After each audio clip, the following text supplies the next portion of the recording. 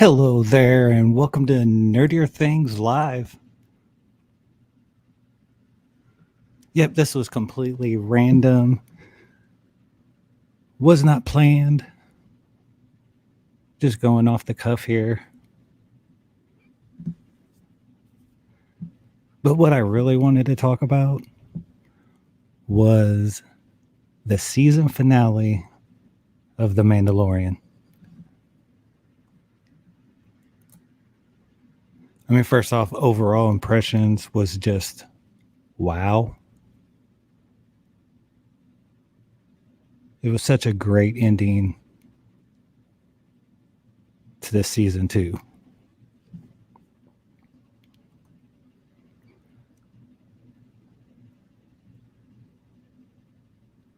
So, yeah, chapter 16, The Rescue. I mean, after I first watched it, I was just completely speechless. I was like, wow, they did all of that.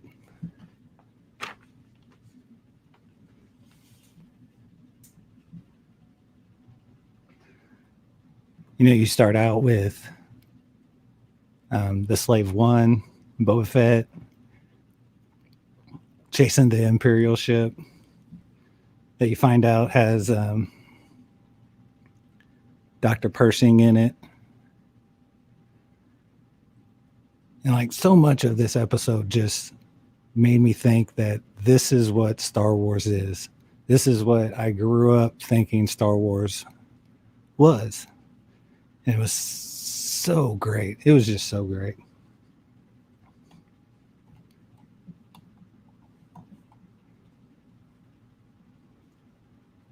You know, and so then they board the Imperial ship and have this little interchange between one of the pilots of the ship and Cara Dune. The pilot recognizes the teardrop,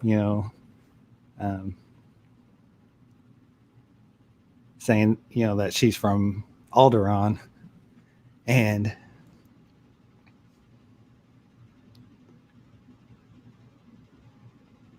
like he adds on, like how many people were on the Death Star that died while the rebels were cheering. And like I didn't think of that at first, but it's a cool little tie-in to Clerks 1 where Randall is talking about all of the random people that were on the Death Star that actually died. And I don't know if that was purposefully done or if it just happened to happen that way. But I thought that was cool. And, we still see that, Cara Dune is still struggling, with everything that happened, possibly a little bit of PTSD there. But then we go see the Mandalorians, or like Bo-Katan and her little crew. And this is actually probably my favorite scene, because you learn a lot of the history of Boba Fett and his connection to the Mandalorians. Bo-Katan comes straight out of the gate and says, you're no Mandalorian. And Boba's like, I never said I was. And then Bo-Katan goes into the fact that Boba is a clone. Boba says, no, my father gave this armor to me. And Bo-Katan's like, do you mean your donor? And then she goes on and says, I've heard that voice 1,000 times before. And then Boba counteracts with maybe it'll be the last voice you hear. And then we get a cool little fight. I don't know the character's name, but Bo Katan's little sidekick um, and Boba Fett start fighting. And all the times that we've seen these other Mandalorians on The Mandalorian, they've used their jetpacks in these really cool, interesting ways that reminds me a lot of the way they use them in Clone Wars and in Rebels. And it's just great how John Favreau and Dave Filoni are really tightening the world in a way, making it more cohesive, I guess.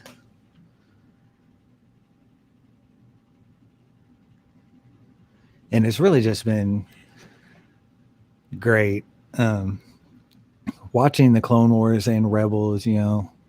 Um, that's where I found lot of my love for the Mandalorians, especially in Rebels. With Sabine and a little bit of Bo-Katan. But for me, it never really was Boba Fett. Um, but for me, it never really was. Oops. Where was I? Okay, yeah. So, Din gets, Bo Katan and he has his team assembled, so they're um, crafting their plan to get Grogu back. And it's really great. Another good scene is, Bo Katan's talking about how many people were on the ship, and Dr. Pershing chimes in and is like, you're kind of wrong here, because Moff Gideon has dark troopers, and it's basically the apex of this technology that we've been working on for years. And the cool line was, I can't remember how it goes, but he's like, we finally took the last weakest part out of him, and that was the human.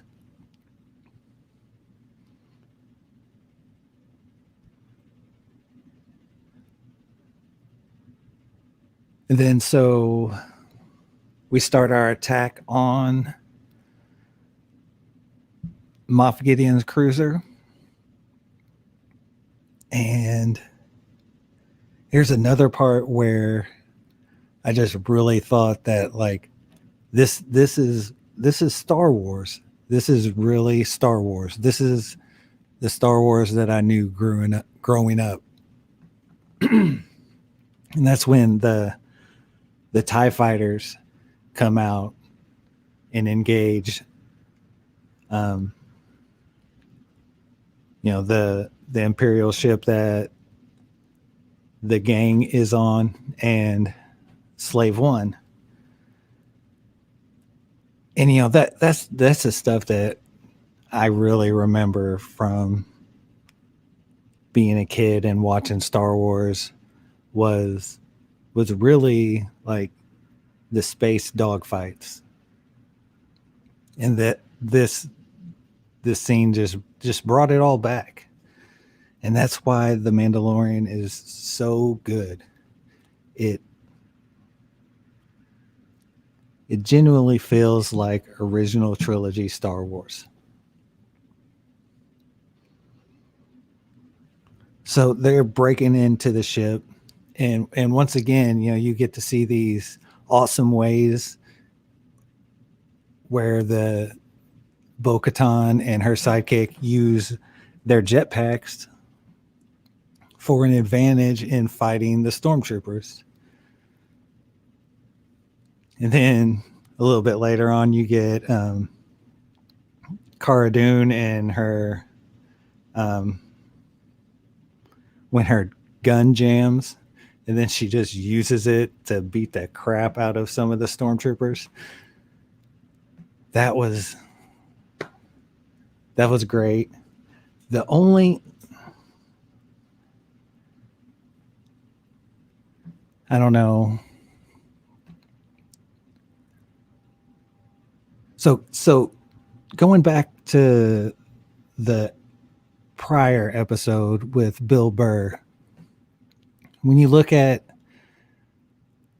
Bill Burr's acting in the last episode, and then you look at his acting in season 1 of The Mandalorian, I think you can see a big jump in his acting ability. I think he improves immensely. I have not seen any improvement from Gina Carano. I love the character. I love the look of the character. She's an intimidating figure. But like every time she's asked to act, it really, really falls flat. But anyways, okay. So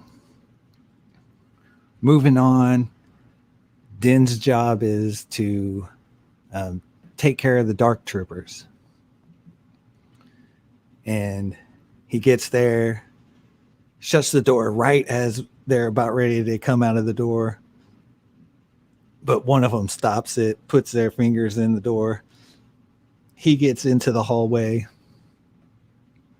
and starts just pounding on Mando. And I mean pounding up against the wall, just punching him in the face in his, it's Beskar, so it's not taking any damage, and it's just going, his helmet's just getting pounded straight into the wall. And it's freaking great. Like, and then finally, he uses his Beskar spear to like wedge off the dark trooper's head. And that was just great storytelling.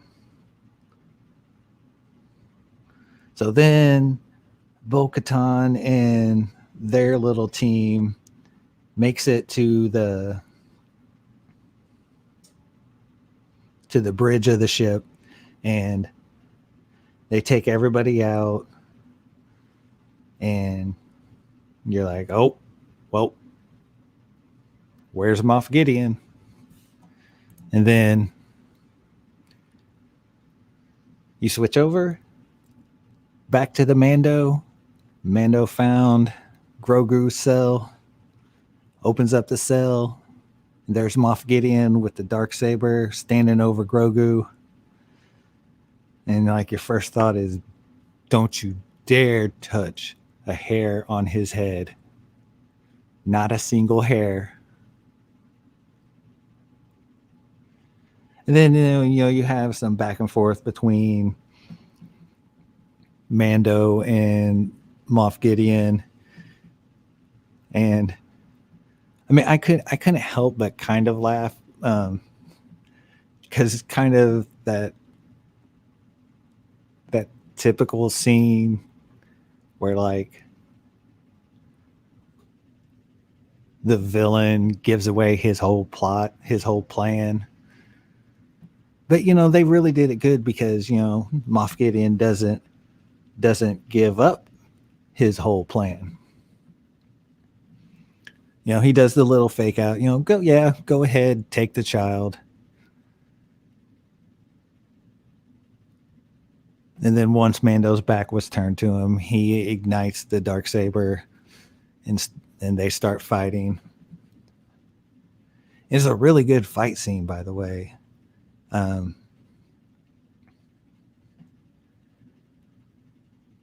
and with the technology and stuff, and and how well it's shot, being you know um, John Favreau's running it,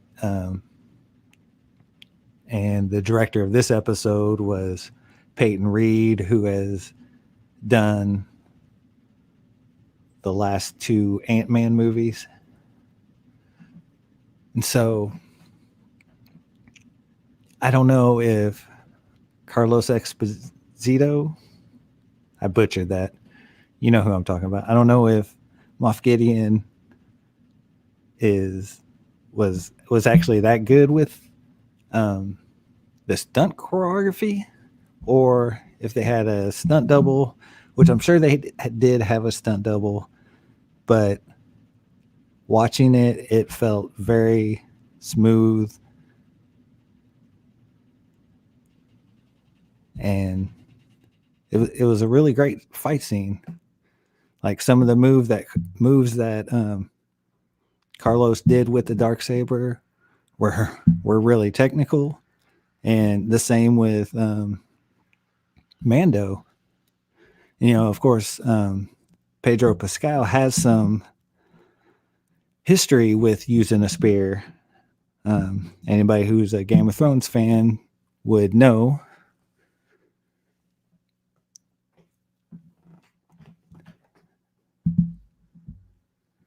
But yeah, that whole fight scene right there was very smooth, and had some really great moves by both opponents, and and then the Mando wins.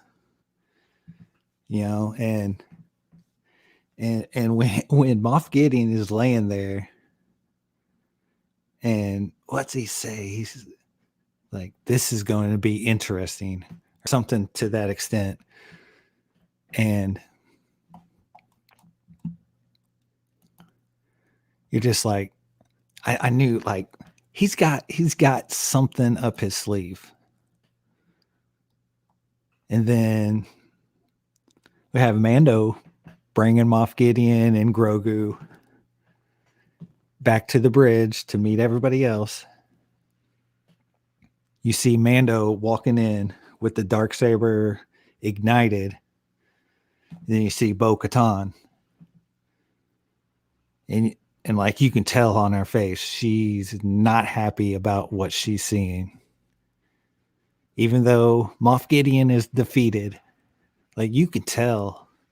You're like, wait, like, something's wrong here. Like, why isn't she excited about this? And then you find out that there's something with the Mandalorian legend around the Darksaber, that now that the Mandalorian, or Din Djarin, has won the Darksaber from Moff Gideon, he can't give it to Bo-Katan. Or maybe more so, Bo-Katan cannot accept it from Din Djarin. And I think it's more of that than the other way. Bo-Katan cannot accept it from Din. And it's kind of confusing.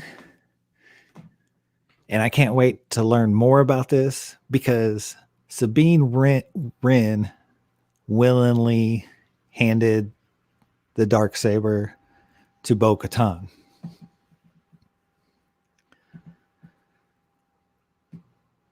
But from listening to people on other streams and videos and people talking on the internet,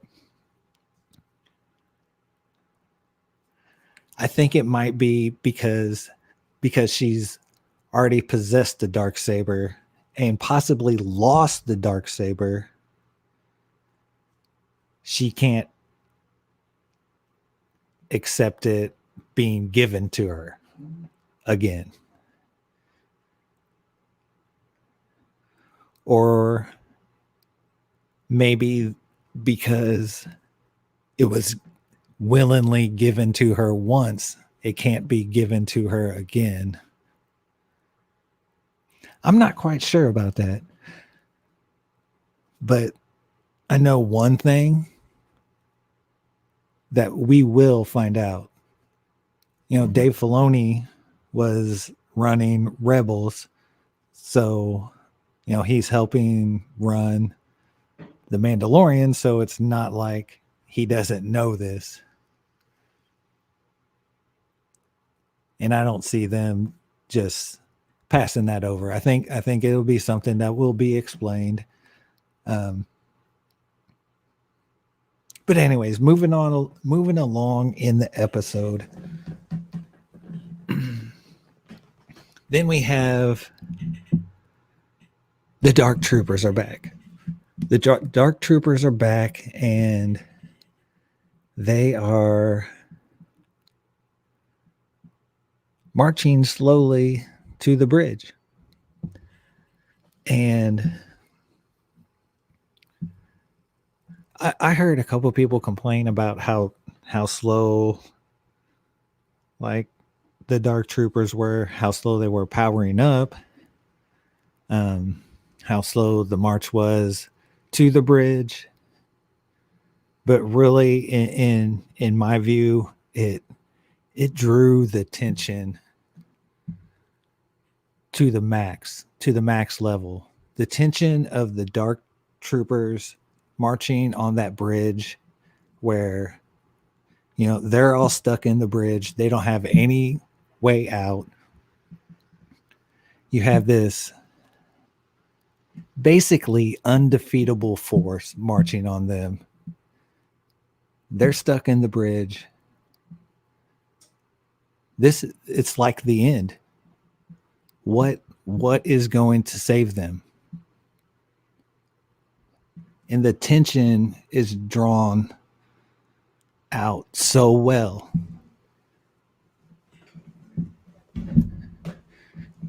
For me, tension adds and builds on itself.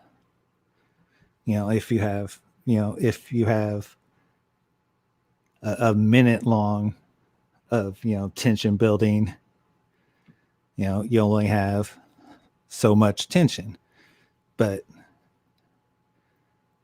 they drew this out so long and so slowly, and the music just fit it so perfectly. You have this like dark mechanical techno-ish grind music, and you got these machines just slowly conk, conk, conk, slowly marching to the bridge. That's some great tension building. And I was just, the first time I watched it, I was just on my edge of my seat, just like, what?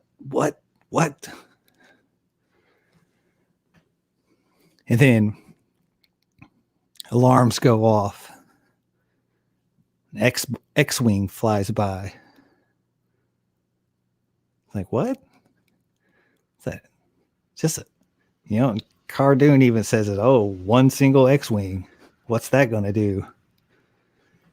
Then your mind goes, oh, yeah, I know someone who would be flying solo in an X-Wing.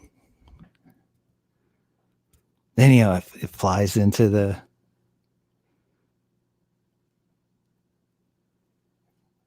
bay, and Grogu's ears kind of pop up. You're like, oh. And like this whole time I'm thinking, they're doing it. They're actually freaking doing it. This is what they're doing. I had speculated, that it would be Luke, but I don't know. For some reason, I really thought that we were going to have the end of the episode. Then, like in the first season, Moff Gideon cutting his way out of the TIE fighter with a dark saber. That was in season 1. In season 2, I thought we were going to have, and I really thought it was going to be Ezra. I really thought it was going to be Ezra Bridger, and I thought that was going to be the tag scene after the credits that got us all hyped for the next season. I thought it was going to be Ezra. I really did. The name drop of Thrawn. You got Dave Filoni as a co-showrunner. I mean, I thought all the signs pointed to Ezra, especially when you think about Luke. Luke wasn't quite starting the new Jedi Order yet. I could be wrong about this, but I'm pretty sure I'm right. But at this point in time, Luke is still searching for information about the Jedi. Searching the galaxy for old books, like from the sequel trilogy. I forgot what he was, the map thing that he was looking for in his part in Battlefront 2. Hold on, I need a drink.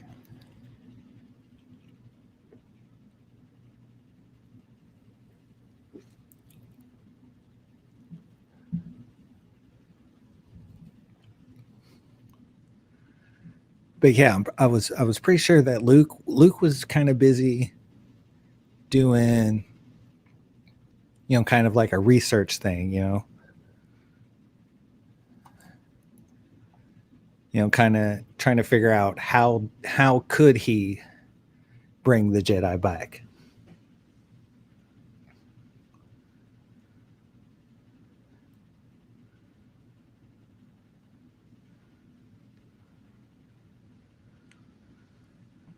And so, yes, so then you start seeing this. You see the cloaked Jedi walking down the hall, which was awesome.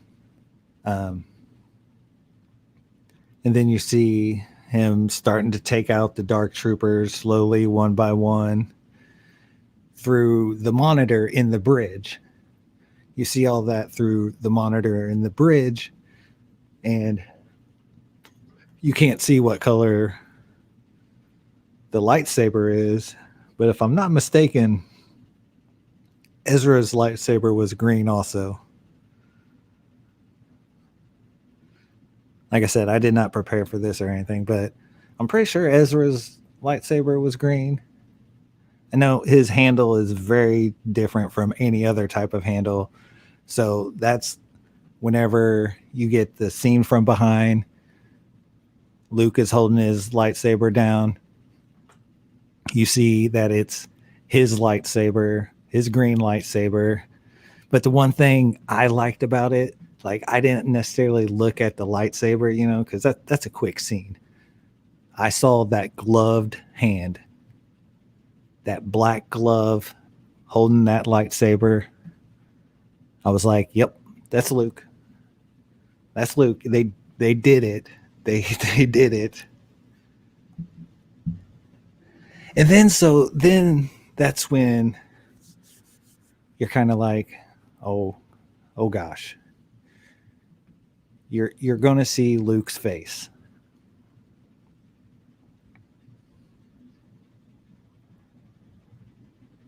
And when it actually comes, like when you first see Luke pull that hood back Like, oh my, what? It really looked really, really great. Like, it wasn't until like I really like watched that scene until I noticed, you know, the lip syncing wasn't that great. Um, and his eyes were kind of cold and fixed, and you know, didn't really move very naturally. But that is some minor nitpicking on my part, because he really did look great. You know, I think they definitely are improving. You know, Grand Tarkin, you know, he had some issues. Actually thought the biggest issue with, you know, the de-aging and stuff was actually um, Princess Leia in The Rise of Skywalker. Um, Luke looked good in that scene, but I thought Carrie Fisher, you know, didn't look as good as she needed to be for that. But but anyways, you know, very hard technology to perfect, you know, and I get it. It's going to probably be a long time before that stuff is absolutely like perfect. So I get it. It was still really, really amazing to see a right after Return of the Jedi Luke, you know, they're standing there. You know, I will take Grogu and train him. And you know that this ending scene was just so great. Luke's like, I'll train him. And you know, and Grogu kind of just still sits in the chair, kind of looks at Din, and Din's like, he doesn't want to go with you. And then Luke corrects him and is like, no, he's asking your permission, which is, it's so great. Like, um, if if you ever had a dog, I hate to compare it to a dog, but you know, a very well trained dog, you know, and you take them to like a dog park or something, and you get to you get in the dog park, you know, then you take his leash off, and then you know they look up at you like, are you sure this is okay? And you're like, yeah, go. And then they just run off, you know. I digress. So yeah, then Grogu's like, yeah, I'm going to go with him. But hey, how about a little hug? And so it's such a touching moment. You know, this is actually the moment that made me pretty teary eyed. You know, Grogu, you know, goes to touch, you know, the Mandalorian helmet, you know, and then Din takes off his helmet for Grogu, despite all of his belief being in this creed of the Mandalorian about not taking his helmet off.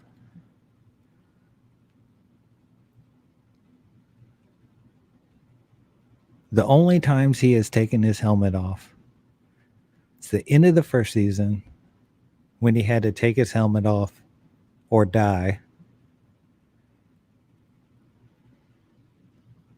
The chapter 15 where he had to take it off so he could find Grogu. And then this last episode where he takes it off so Grogu can actually see his real face. And it's funny that Luke is standing there also, having been through what he has just been through, about 5 years ago, almost a very similar scene with Luke and Darth Vader. Darth Vader takes off his helmet so Luke can see him and he can see him.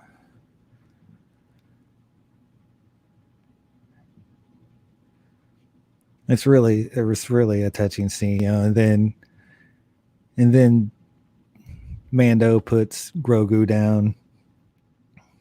He's like, "Go ahead. This is goodbye." And Grogu is just holding on to the Mando's leg. It's so cute.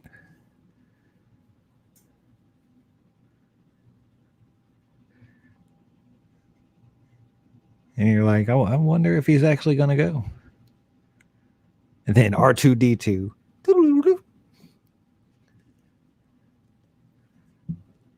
comes in there. It's like, "Hey." And, there's a lot of speculation about that also, whether or not Grogu recognizes R2, or does he like him just because he's small, like Grogu? And I guess there could be a couple trains of thought here. One, which I don't necessarily put too much credence in, but I do like the idea, is that R2 was the one that rescued Grogu from the Jedi Temple before Anakin stormed it and killed all the younglings. Or two, Grogu remembers R2, just rolling around with Obi-Wan or Anakin, just randomly being at the temple.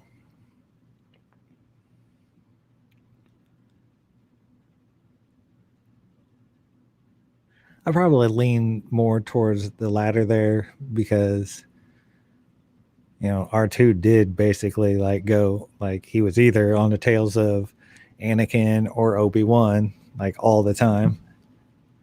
So of course he would have been in the Jedi Temple a lot.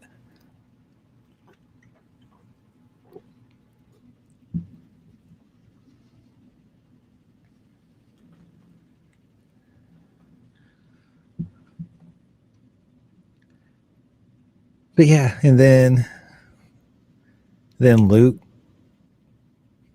may the Force be with you. Then the elevator door shut, and that's the end of the episode.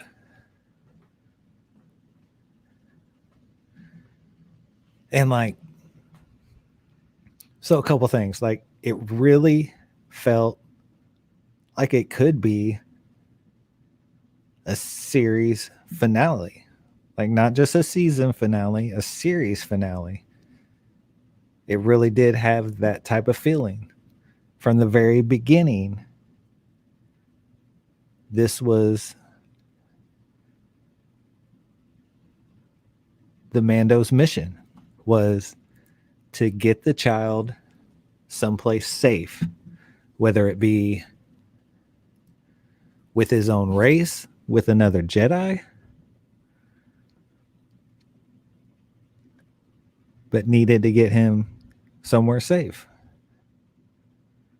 And he's done that. The Mandalorian's mission is over. Now we know it's not the series isn't over because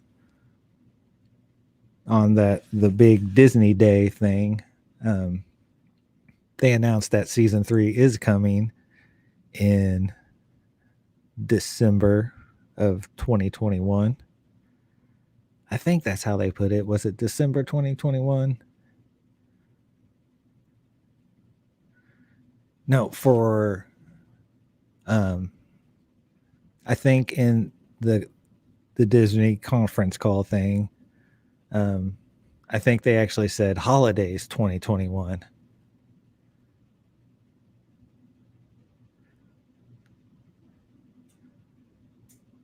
But anyway, so the credits roll, I knew there was going to be some type of tag after the credits, just like season 1, with Moff Gideon and the Darksaber.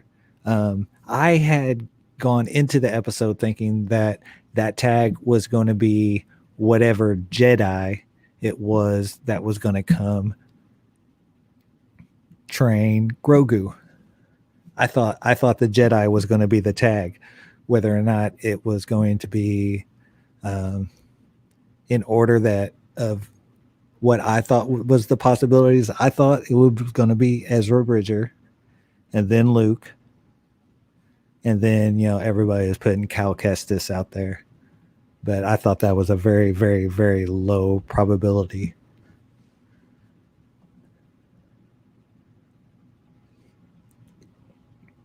But I thought that was going to be the tag. I thought the Jedi was going to be the tag of the finale for season 2.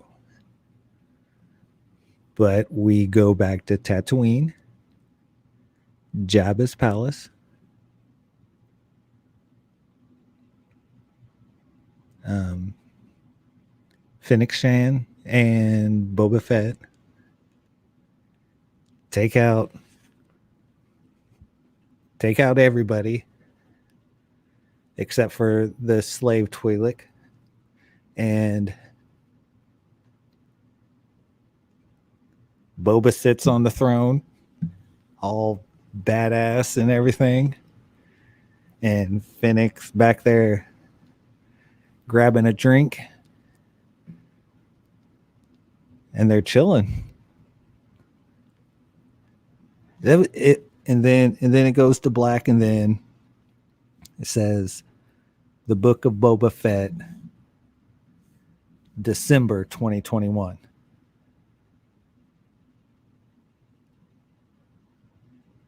And me, I'm like, what?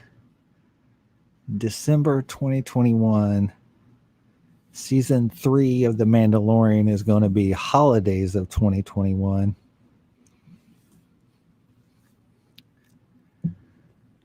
Now, everything that I've seen on videos and discussions about this is that the Boba Fett show is a completely different show. And the reason why it wasn't announced on the shareholder conference call thing is because they knew they were going to drop it at the end of the season finale for The Mandalorian. But I just don't know. I have this feeling, because my thought is like, look, Disney, they're slowly starting to get these shows up and running, but they're Disney smart, so they're not going to have the Book of Boba Fett running at the same time as The Mandalorian. So, I don't do this, but I know there are people out there that they will subscribe to a streaming service whenever a a popular show is on, and then they'll unsubscribe after that show is over. Um, so why would you double up like that? Why would you double shows up like that? Where if you didn't double them up, and maybe it is that the Book of Boba Fett is going to be like a 5 episode miniseries, and no, see that it just doesn't make sense for both of them to be in December.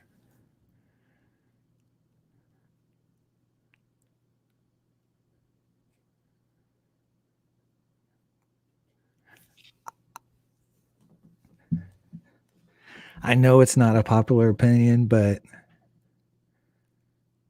I cannot get my head around both of them being aired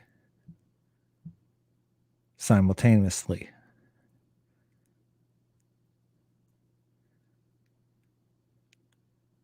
Yeah, I can't.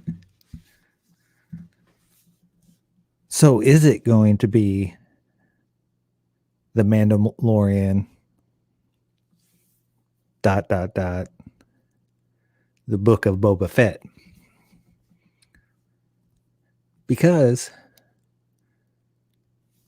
like we all know, the first 2 seasons of The Mandalorian were kind of segmented like a book. One could even make a stretch to call it the Book of Din Djarin.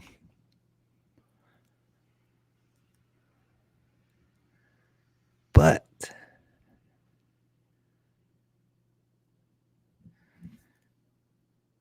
there's still stories to be told about Din Djarin. He has the dark saber. Is he the one true ruler of Mandalore now? Is he and Bo-Katan going to bump heads? Are they enemies now? Is Bo-Katan going to be like, you know what? Maybe this is for the better. Yeah, you keep it. I'll help you run Mandalore. Let's go do this. Let's go take back Mandalore. You got the Darksaber. Let's do this.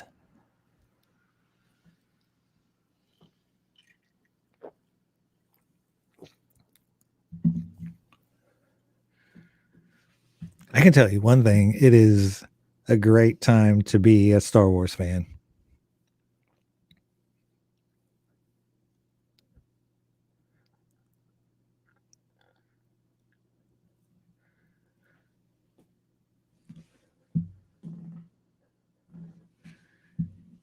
And you know what? There's absolutely no one listening to this, but this has actually been really fun for me. Just talking about The Mandalorian. I'm actually going to kind of sit back here.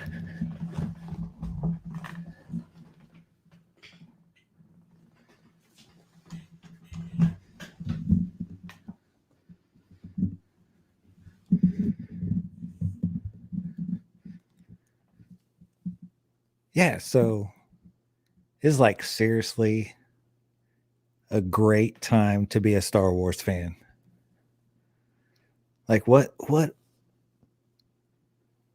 how many shows did they announce? Like was it like 7 shows and 2 movies?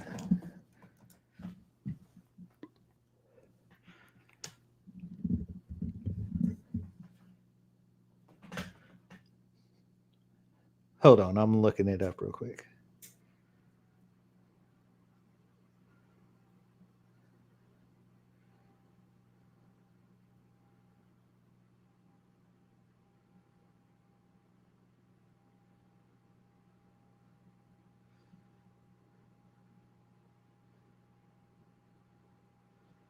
No, that's not it.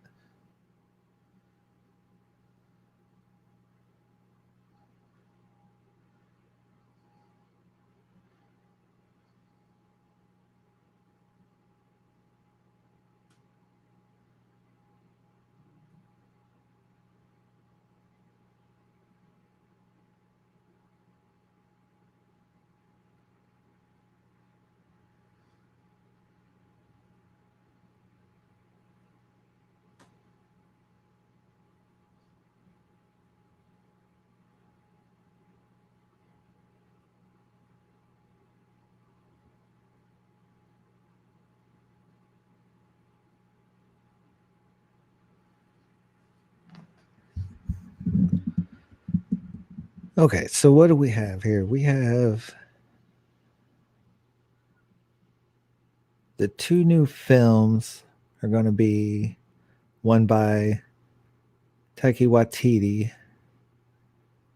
and then the Rogue Squadron film by Patty Jenkins. Mandalorian season 3.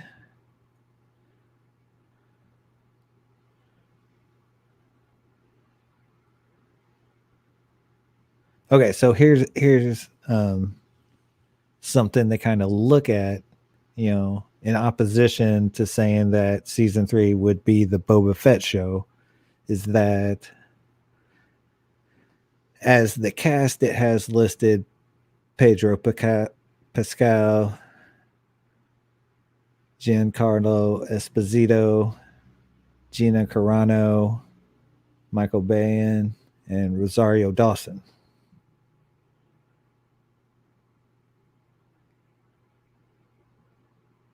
So that's actually good. Okay, so seeing that, maybe I do think that the Boba Fett show is completely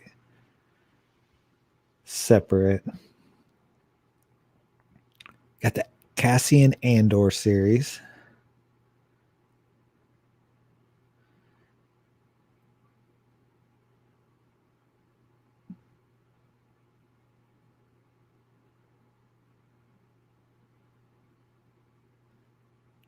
And the cool thing about that is that Tony Gilroy, the one who took over Rogue One, is actually attached to the series now.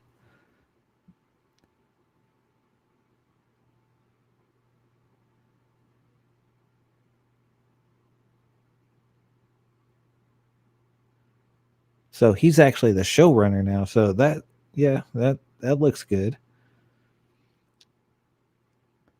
I'm really looking forward to Obi-Wan Kenobi.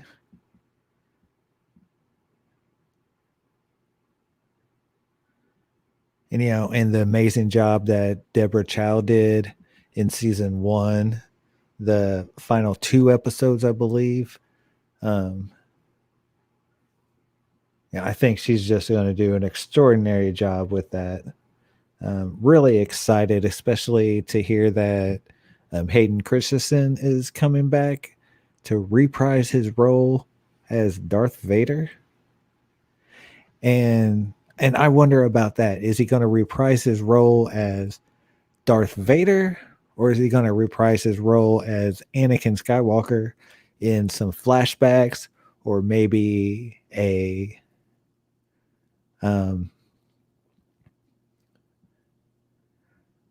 like some type of force projection, maybe Obi-Wan, just like Luke and many other characters in the animated series, visits, a vergence, or dark vergence in the force, where he confronts either Anakin or Darth Vader. And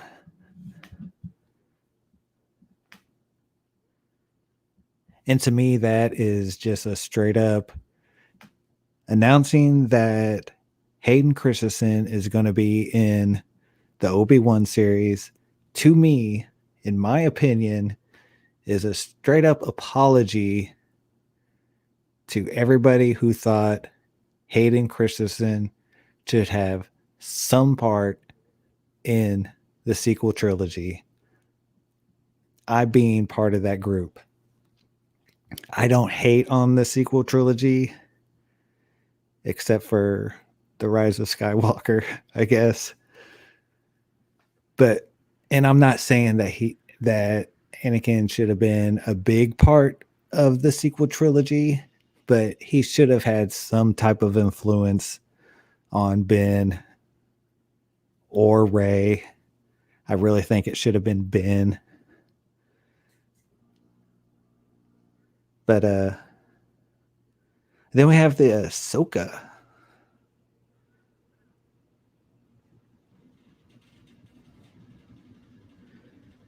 And this one actually excites me the most. Being a big fan of Rebels, I wonder if the Ahsoka series, is going to be finally the beginning of the search for Ezra and Thrawn. Thrawn's name being dropped in the Ahsoka episode in Mandalorian season 2 was,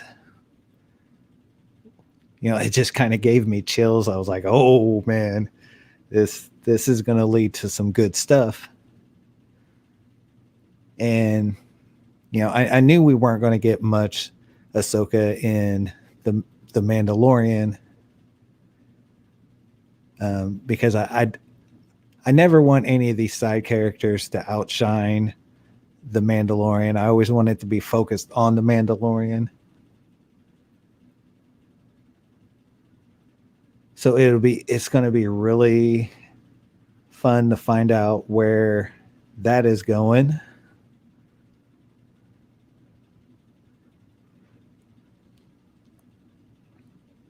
Then we also have Star Wars Rangers of the New Republic.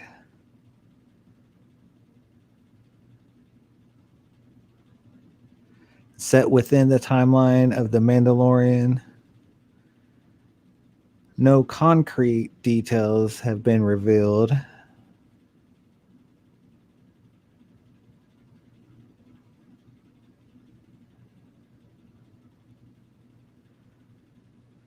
And this is probably the one I worry about the most because it's supposed to be set in the time of The Mandalorian. The Rangers that I can think of, I mean, would that be Cara Dune? Is that the Cara Dune series that was kind of rumored there for a little while? But man, I cannot get behind. And I know she has this is nothing about anything political or what she does on Twitter. I could care less about that. But I cannot get behind Gina Carano having her own Star Wars show. She just does not have the acting chops to pull a show. Like I'm sorry. I know there's people out there that really love Cara Dune. I actually really love Cara Dune. It's a great character. Like the teardrop tattoo, the whole Alderaan connection, like that's really cool, and she's like I said earlier, she's a very intimidating figure. Like I would not want to mess with her. Like I would run. But her acting is very bad. So if the Rangers of the New Republic is the / Cara Dune show, I worry for that.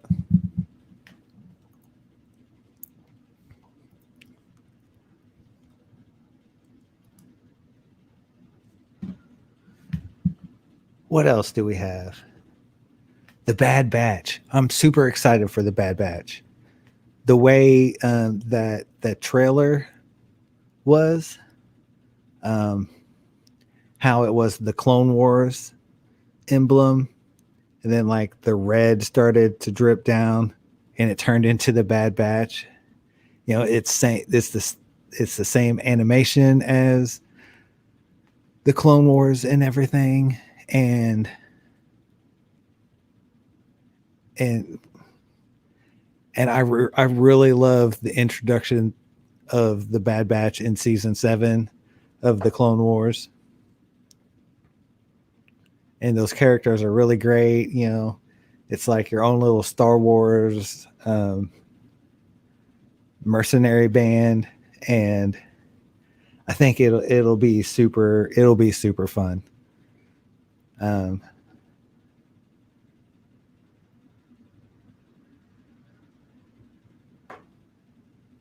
the acolyte,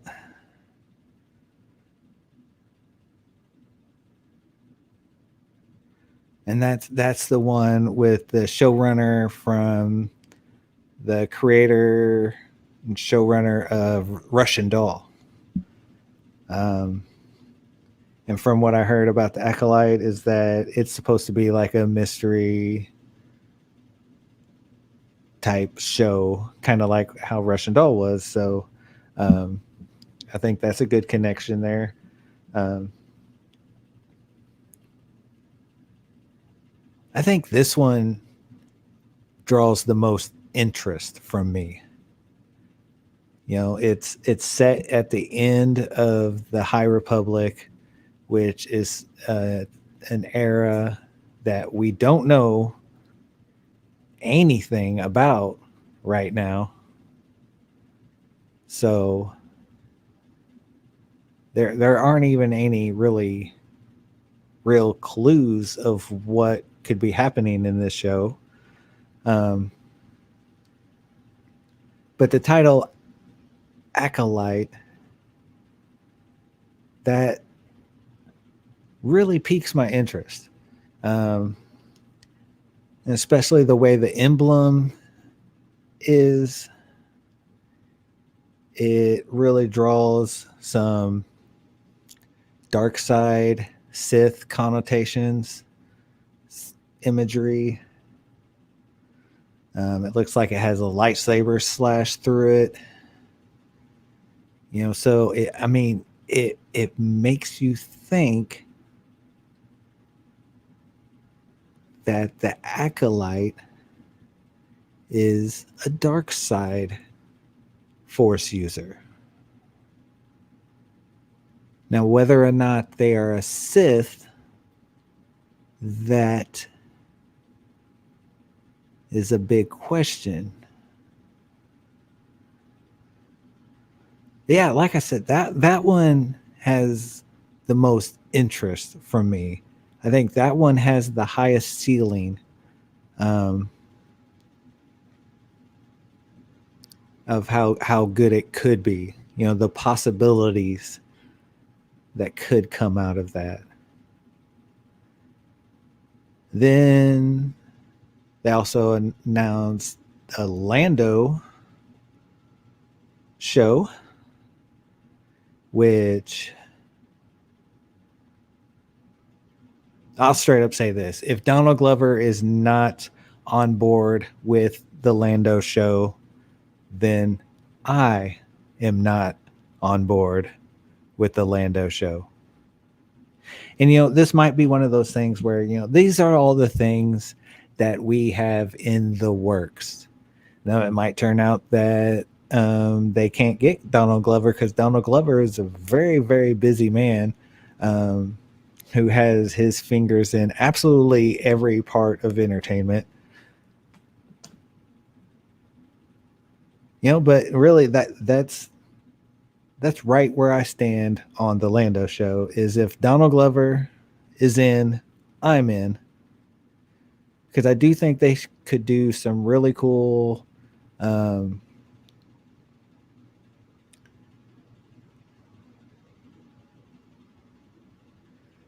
really cool back and forth.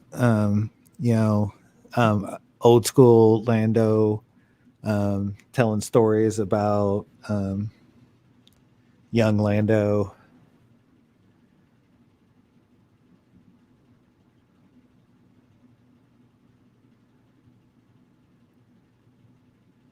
Oh, well, that's all they have on here. I know there's more. What else was there? There was they the Visions, Star Wars Visions, which is a animated series of shorts directed by popular Japanese um, animation companies. So really, like the first thing that came to mind was um, I might sound stupid here. I'm not completely sure whether or not Studio Ghibli is Japanese, but that's the first thing that came to mind was Studio Ghibli doing Star Wars and um dot dot dot. Yes, I'll take some. Here's my money.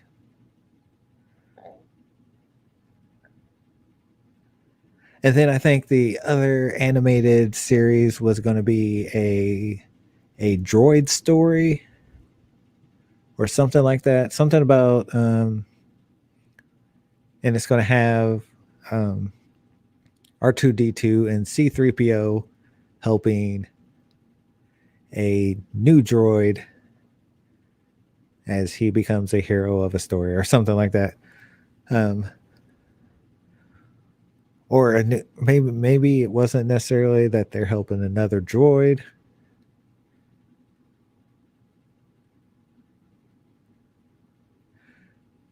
I don't know, but what I remember whenever I was listening to it was that was going to be a more um, kid centric animated series, much like the way Resistance was, much like the way Forces of Destiny was.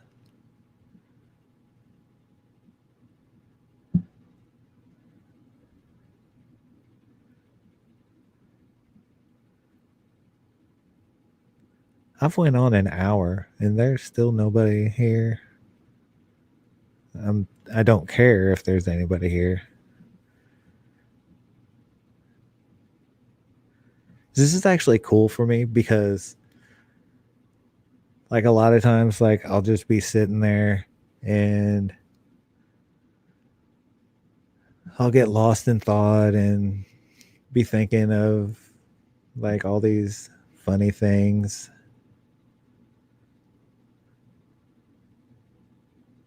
and like all these cool things that are happening with Star Wars or with anything. Speaking of that, I think I actually need to watch episode 6 of his Dark Materials, which I just caught up on a couple of days ago, and um, I absolutely love this series from HBO. It has. I was actually thinking about doing a video of it about it because um, it's so much better than. Does anybody remember? Um, Gosh, I almost said the Polar Express, the Golden Compass. Um, Back in what I guess the late '90s. Um, with Daniel Craig and I can't remember who played Lyra. I don't think it was anybody. But Nicole Kidman played Marissa Coulter. But this show's really good, and I went through. Like I was going to make this post on Instagram about how much I loved this show, and talk about, you know, the girl that plays Lyra Belacqua, Daphne Keene. You might know her as X-23 from Logan. She is absolutely killing that role as Lyra. Just like in X3, X20, X20, just like in X-23, just like, just like, just like in Logan when she played X-23, she really has this like feisty, like, I'm just gonna go do this and I don't care what you think. Like, she really can portray that very well. Um, and the really cool thing is that all these actors in the show are not very well known actors. They have their hands in a lot of stuff, and a lot of them have done a lot of stage performances, um, but not a lot of them have done any type of big production, movie or TV. Well, except for Daphne Keene did Logan, but Ruth Wilson as Marissa Coulter. Um, she was in actually a really good scary movie that's on Netflix called I Am the Pretty Thing That Lives in the House. And that was a creepy little movie. Um, Nothing, anything spectacular, but it had a different view on haunted house and, a haunted house story that was very interesting. And then, you have Lynn Manuel Miranda as Lee Scorbsby. Um, and you'll know him as the creator of Hamilton.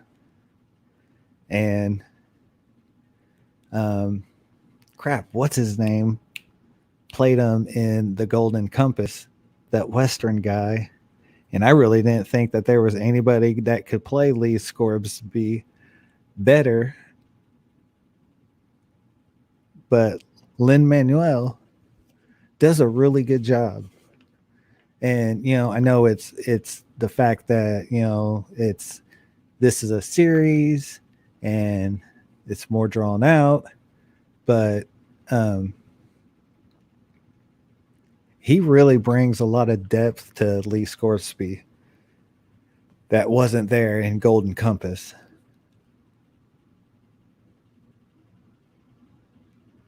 And then you have a new kid, Amir Wilson, as Will Perry.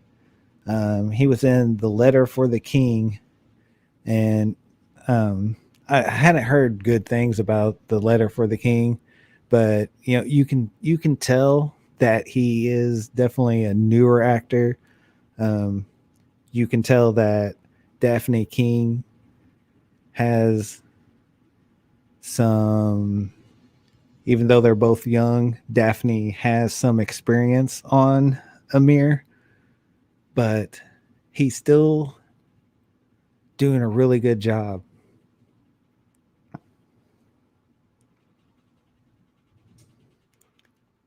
And then a character that just recently got introduced, Andrew Scott as John Perry had a small role in 1917.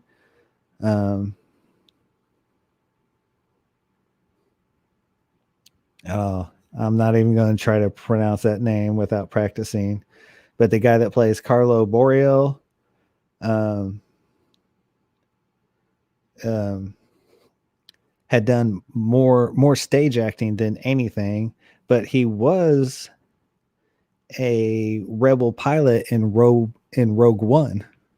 It's just kind of interesting, a little tie into Star Wars. Um, then the girl that plays Serafina Pecula, the witch, she just nails that role. That I remember thinking when I was watching season one that this girl playing the witch is really what I had envisioned in my mind when I was reading the books, a long, long time ago, 10 plus years ago, I read the books. And the books are really, really good.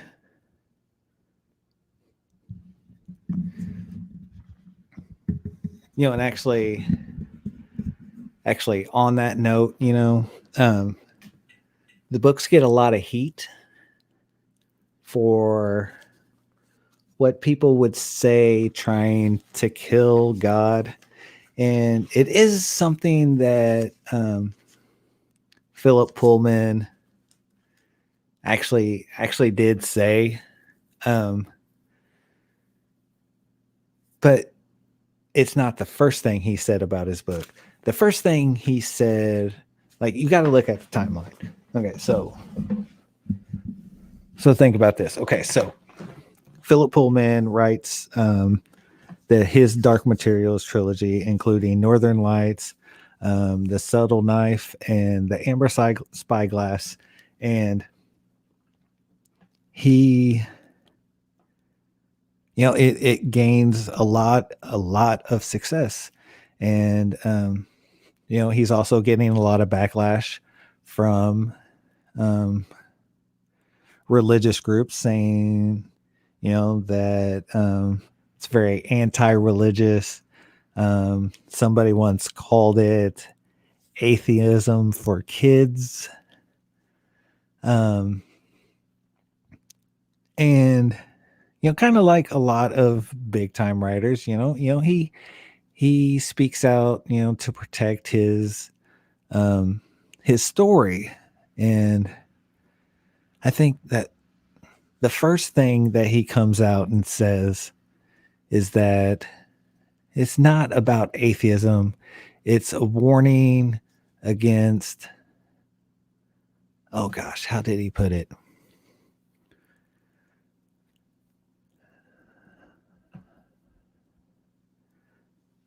I can't remember how exactly he said it, but what I take from it is that it's a warning against dogmatic zealots and control. So if you look at it like that, the show is like, it's the show and the book and the story is brilliantly played. Because yes, the magistrate, through the power of the authority, has absolute control over the world that Lyra is from. Absolute control.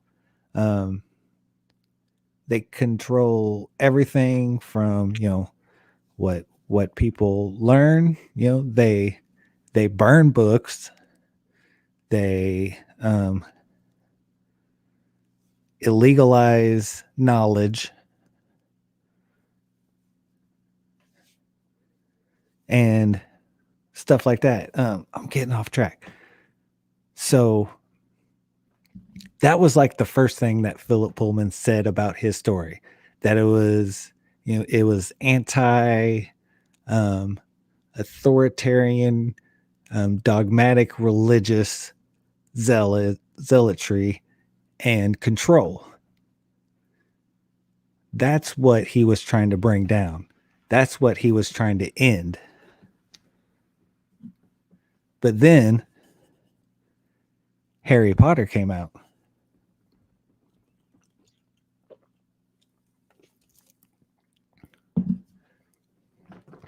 Do you know what the number one book is that groups have wanted to ban from libraries, school libraries?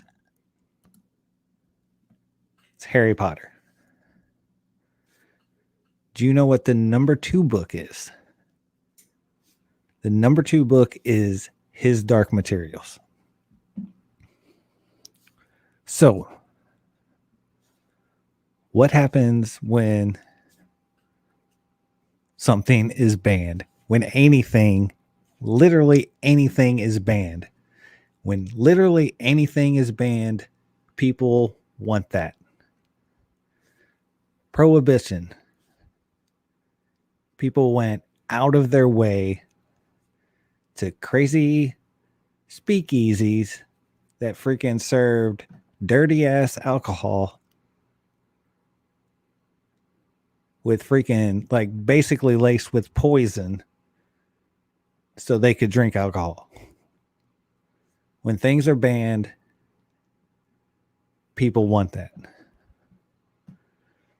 So, my point is there's another quote of Philip Pullman where he says,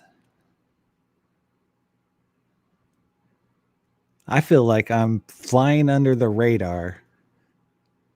Now, this isn't word for word. So, Philip Pullman kind of, I feel like I'm flying under the radar.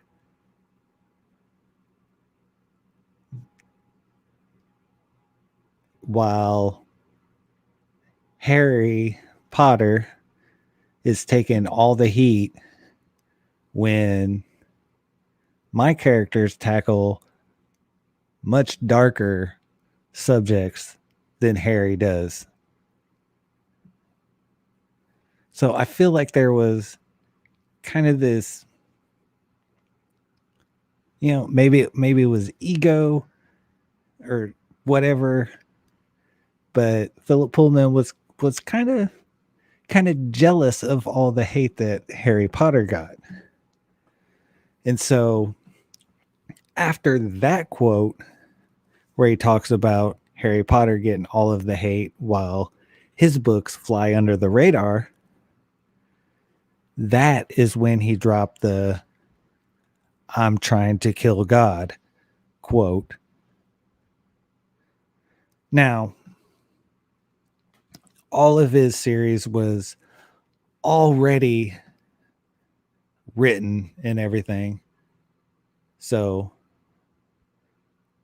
there wasn't anything else to go in and change or anything like that. So the books, plural, was still about defeating dogmatic religious zealotry and control. But now everybody had this soundbite, this clip of the author who was kind of on an ego trip about Harry Potter being more hated than his own trilogy. This sound clip of him saying, my book's about killing God. I can't help but think that was just a ploy to sell more books. Like, oh God, this guy, everybody wants this book banned, and he just came out and said that his book's about killing God. Like, let's check it out and see what's going on.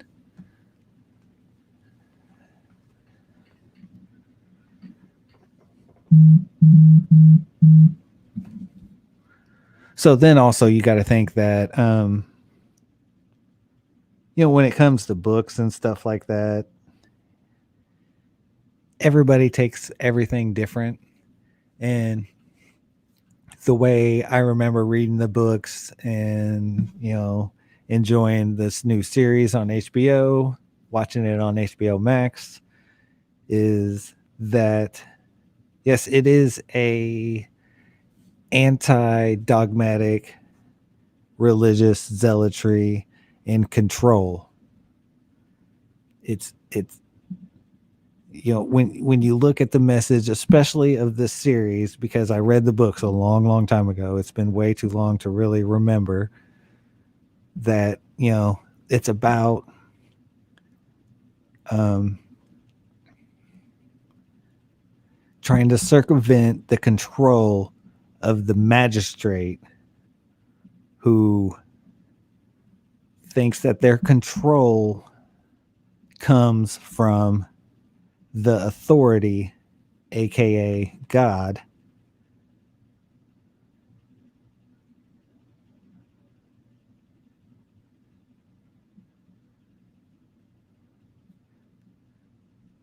And it's books are never about one thing. It's not just about that. It's also coming to terms with um, who you are, who you are inside. It's all the demons that they have.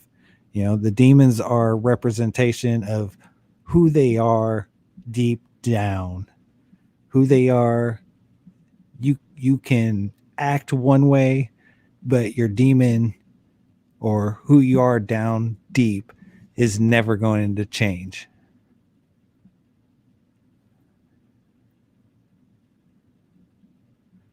I think I am going to do a video on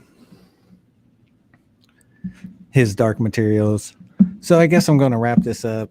Um, I will say that yes, be looking for more videos from me. I am going to kick back up Nerdier Things now, which will be I'll have to get back into the groove of things, but Nerdier Things now will be a 10 to 20-minute news segment on roughly 3 to 5 stories. I want to do it bi-weekly, at least twice a week. That those will not be live; those would be edited videos. And then I also want to do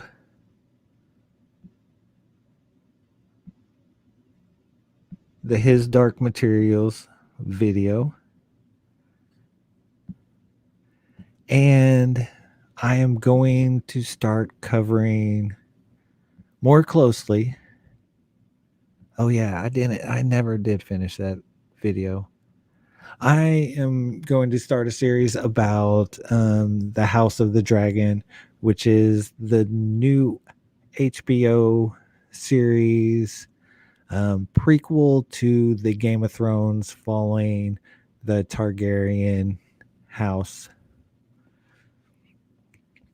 And from what I know, season 1 is supposed to be about the first Dance of the Dragons, which will be super interesting and fun. And I expect it to be really good. I know a lot of people out there hate Game of Thrones now, but it's just something I cannot do. It's really a great series. I know that it declined in the last 3, 4 seasons and definitely completely epically failed on the final season. But I just can't forget all of those great episodes. So actually what I'm going to do. Okay, so this is what to look out for from me. Nerdier Things Now is going to be revived. I will be doing that show bi-weekly. So 2 times a week. roughly 10 to 15 minutes, 3 to 5 topics. And for right now, it will be of my choosing. Maybe later on, um, if I actually start getting any viewers, um, I'll let you guys pick or something. Um, but then I am going to do, once season 2 is completely finished with his Dark Materials, I'm going to do a review video of both seasons and talk about why I love it so much and talk about how great the acting in it is, how great the acting in it is awesome. And I'm going to do a House of the Dragon series. And the House of the Dragon series, since it is still in, um, I wouldn't even call it, I don't even think it's in, yeah, well, no, it is. It's in pre-production, um, because we have gotten some recent casting news. So, but those videos will be sporadic. Those will come out as news drops for that series. So